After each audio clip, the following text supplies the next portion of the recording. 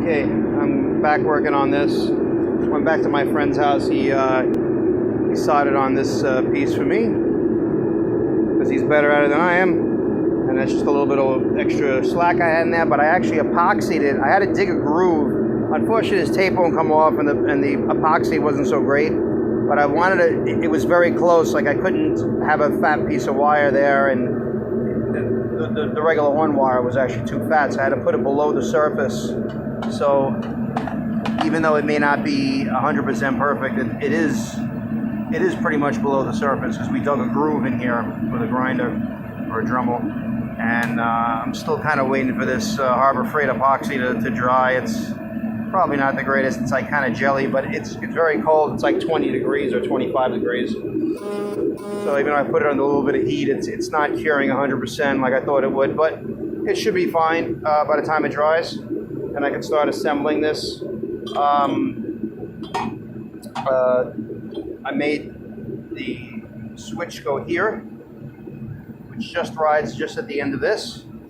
And this screw here, I had to cut it down because there really wasn't much room. I kind of guessed where it had to go. And I probably could have been straight up here.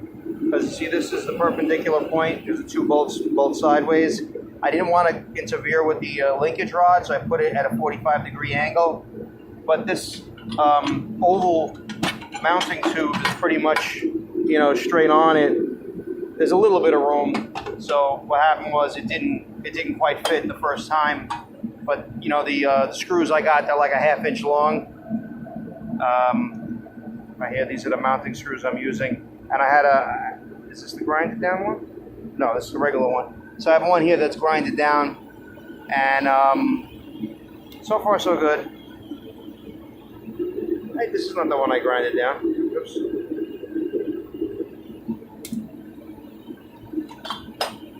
This is one, like I had to put nuts on this because, again, it didn't screw down all the way, and rather than cutting them, because this one wasn't really in the way, because this right here, this line is pretty much where this guy ends. It's a little close to the electrical connector, to the electrical connector into the body of the switch, which I'll put it together and I'll show another video, or I'll put it together on this one. But so far so good. I think it's going to come out pretty good, and I'll show you in a few how it looks when it's all assembled.